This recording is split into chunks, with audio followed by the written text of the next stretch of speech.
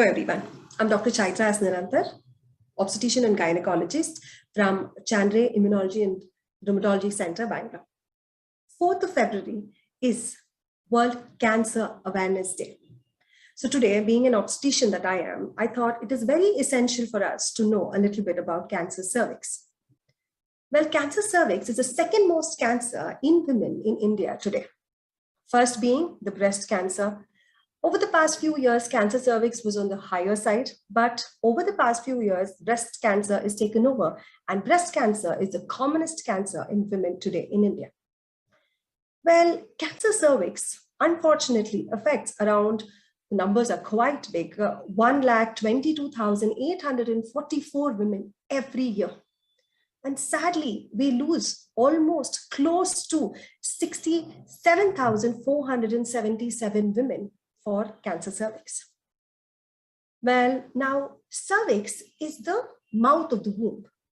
It is in the upper part of the vagina. Cancer cervix is a very difficult condition because most of the time, the symptoms for the cancer cervix comes only when there is an advanced stage of cancer. Well, again, definitely that is a pro, but we have a boon, which is the screening method. Screening is wherein we can detect the condition before it is in this advanced stage or before even the cancer is present. So cervix being the accessible part it is easy for us to look for any changes which can further lead to a cancer tomorrow.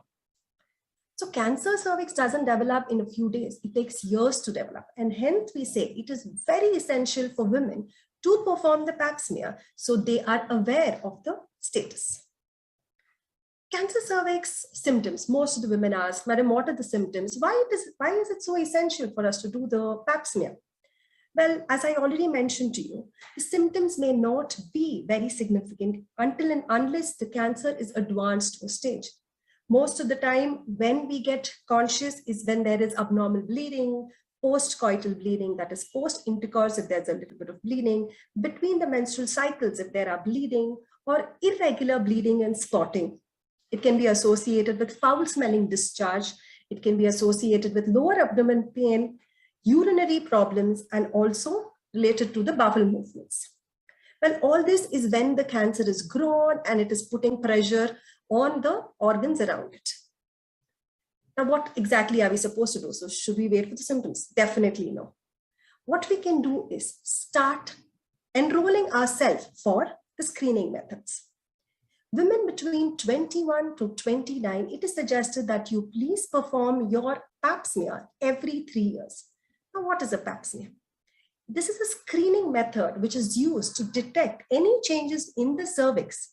And if it is present, we can intervene immediately. A woman between 29 to 65, what we do will be doing the pap smear every 3 years. But if it is associated or if we are going to be performing HPV DNA along with the cytological test, then we can do it every 5 years once. Virtually, it is considered that most of the cancers of the cervix is because of a virus, which is called the human papilloma virus. And there are two very important strains which causes this particular cancer, which is 16 and 18. It is found that 70% of the cancer of the cervix is because of this virus, type HPV virus, type 16 and 18. So if you're performing liquid-based cytology or pap smear, which is a cytological testing, you will do it every 3 years once. But if you're doing a liquid-based cytology or a pap smear along with HPV DNA, then we will do it once in 5 years. Now, should we stop post 65?